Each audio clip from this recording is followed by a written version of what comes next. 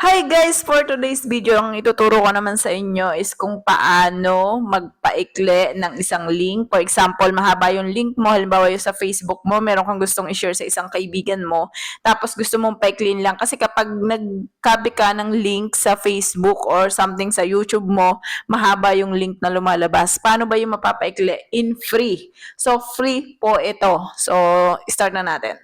At dito nga guys ay punta lang kayo sa Google and then search nyo ang bit.ly.com or bit.ly lang. And then scroll down nyo lang yan. So kapag kahit wala kayong login na bit.ly, okay lang. Click nyo lang yung create a link and then i-paste nyo dyan yung inyong link na gusto nyong paikliin. For example, itong video ko sa aking Facebook page.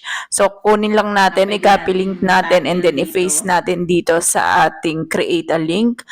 Paste natin and then dito makikita nyo sa may baba is makikita nyo yung title. So kung gusto nyo lagyan, pwede nyo lagyan para matandaan nyo. Kung ayaw nyo naman, it's up to you. So after nyan, i-click nyo lang yung blue sa may parang search natin dito sa screen natin. So makikita nyo yan sa blue.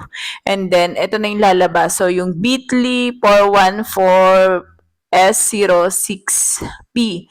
So, copy nyo lang yan and then, kunwari, i-paste nyo siya sa, sa Google. Try natin kung magda-direct tayo dun. So, ito na siya. Nag-direct tayo dun sa mismong video. So, kahit galing siya ng Bitly, basta yung link na yon is kung saan siya pupunta na video, dun pa rin siya. So, try naman natin na ito. Kinapit din natin tong sa video. So, galing to ng Facebook, i-paste lang natin dito. So, mismong, sa mismong video.